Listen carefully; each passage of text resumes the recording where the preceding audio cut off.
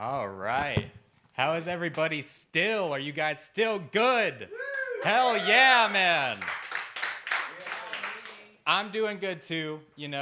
Most guys that look like me, a la melting ice cream cone, they'll come up here and they'll be like, yeah, man, I feel good. I lost 100 pounds.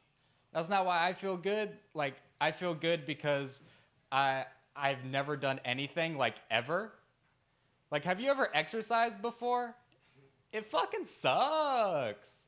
There's no end goal. You just keep going. You keep going until you decide to give up and slaughter an entire family of Keebler elves. When I first wrote that joke, it had nothing to do with Keebler elves. I can't commit to exercising, though, man. Like, I'll do 30 minutes on the treadmill and come back the next day thinking, that spark's just not there anymore. It's not you, it's me. And it's not just exercise, though, right? Like, it's everything in my life. So if I'm thinking about what movie I want to watch, and that movie's over 2 hours long, I start questioning whether or not I see myself with that movie 2 hours in the future.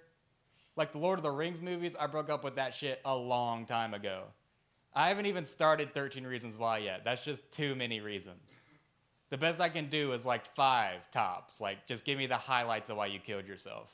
I really don't care. One thing I have been able to commit to is diabetes. I'm a diabetic, and there's a lot of misconceptions about being a diabetic. One I get a lot is, hey, you wouldn't have diabetes if you weren't fat, right? I'm like, oh, well, I've had diabetes for 7 years, and you think I haven't fucking thought about that? Like, I would just go on a run and lose diabetes. Like, that's how it worked. And the one I get the most is, man, it must really suck that you can't have any sugar. Again, I've been diabetic for 7 years, and I will snort powdered sugar out of the asshole of a hooker named Cupcake. I don't give a fuck. I like candy more than I like being alive. And candy is also the name of a hooker, just FYI. So I don't think I'm going to get famous doing this whole comedy thing. That's pretty obvious from the show so far. But I'm cool with not being famous, though, man, because there are celebrities who are getting fired over shit as stupid as tweets. And a person at a normal job would never get fired over a tweet, right? A person who worked at McDonald's could tweet, I am literally a pedophile. This is not a joke. I like to diddle kids. In all caps. And his manager would be like, well, as long as you come in at 5, we'll be good. I mean, just don't make the Happy Meals for a little while. And I'm not saying a lot of pedophiles work at McDonald's or anything, but I used to work at McDonald's, so I know of at least one. Yeah, I know I say a lot of fucked up shit for my age. I'm only 20. Most kids my age talk about how much weed they smoke while they tell 12-year-olds to suck their dick on Fortnite. I don't do any of that, man. I tell 12-year-olds to suck my dick in person like a classy individual. Probably not the best thing to go after the pedophile joke, but this is where we find ourselves. I don't smoke weed, though, man. Like, I'm not anti-pot. I'm just scared of what it'll do to me. Like, I'm already always hungry sober, so I'm afraid that if I smoke weed, I'll turn into a cannibal. Because right now, I'm cool with the 5 essential food groups, right? Pizza, steak, Chinese, donuts, and ass. But after a hit from the old salad bowl, I'm going to want to eat a whole person. And then maybe a salad, but it's more likely I would eat an entire human being. Toss salad. Don't eat salad. That's what you need to take away from this live stream today. So I was at school the other day, and because I'm 30 years younger than everyone watching this, and I was talking to this random girl who was sitting next to me. And in the middle of this normal conversation, she just looks at me and she's like, you know what? You look like you got that big dick energy. Which took me aback because I don't have a big dick or any energy. Like, I lost my breath coming up here, and whenever it drops below 70 degrees, my dick goes back into its hole like Puxatawny Phil saw its shadow. That's 6 more weeks of winter, guys. That's what that means. But, when I was a kid a couple years ago, I used to love going shopping with my mom, as I'm sure a lot of you also loved going shopping with my mom. And, but it just so happens that I was dumb even for an 8-year-old. So whenever we went anywhere together, she would tell me, stay with the buggy. And what does stay with the buggy mean? Stay with the buggy means stay with the buggy at all costs. Protect the buggy with your life. Go down with the buggy like a captain goes down with his ship. And so one time, she stationed me in front of the adult diapers. which is a safe place to station me because I have never effectively caught anyone buying adult diapers.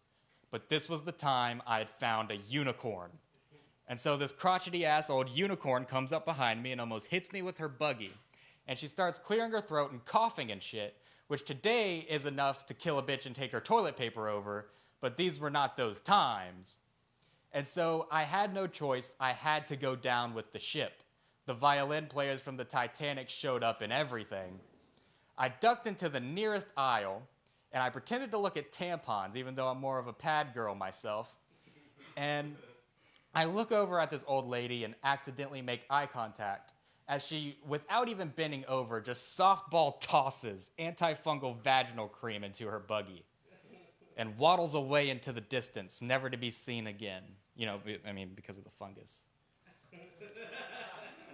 And this was like 8 months ago, by the way. I was still a 20-year-old man shopping with his mom. So speaking of grocery stores, have you guys ever noticed how grapes are just opened? They're just open, guys. You can eat the grapes. No one can stop you. I caught this old guy eating grapes one time, and he looked at me the way like a dog looks at you when you catch it like fucking your girlfriend, you know? And he was like, "Oh, I'm just sampling the grapes," and ran away without buying any grapes. Where is this man now, you may ask? He's dead. He ate open grapes. He is patient zero for the coronavirus. That is where it came from. So I haven't been too worried about this COVID thing. Like, I'm not worried about going into public without a mask on, because I had the kind of childhood where I was breathing in secondhand smoke and meth fumes. So it's like, what is coronavirus gonna do to me at this point? Like, I remember surviving Katrina as a 5-year-old, just standing on a couch, floating in a flooded house, like, hey guys, I don't think this is normal.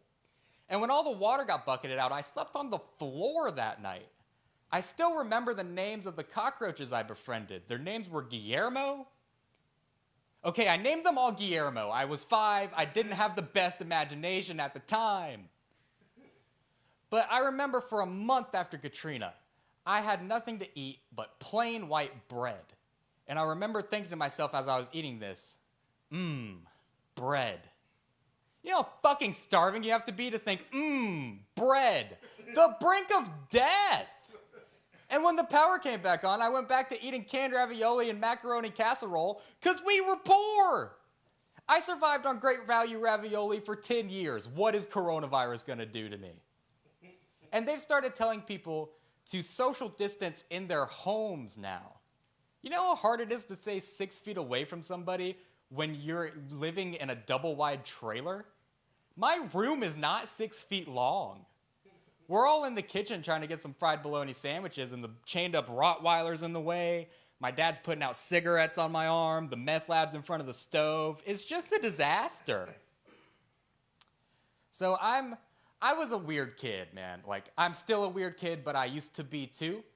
And I'm an old soul. Like, when I was a kid, I would shoot the shit with old ladies about like our favorite Dallas episodes and watch Jeopardy every night.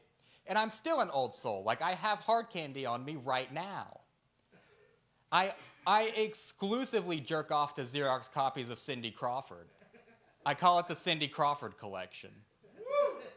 It's a little jewelry joke there for you. Yeah, no one comes to visit me anymore. I should probably be dead already. Anyways, have I ever told you guys about my deformed penis? No?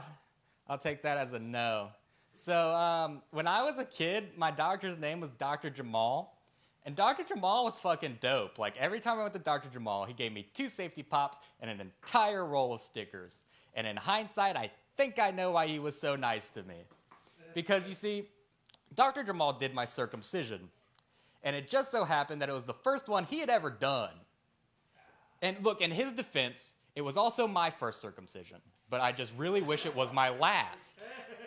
Because Dr. Jamal took the rusty cigar cutter, or whatever the fuck he was using, and he snipped off the end of my Vienna weenie. And from what I heard, there was so much blood, it looked like someone shot the Kool-Aid Man. Oh no. But he stopped the bleeding because he's a professional and everything's cool, except he didn't get it all off. And so this man just cocks his head at it, no pun intended. The pun was intended. And he says, he'll grow into it. What? No!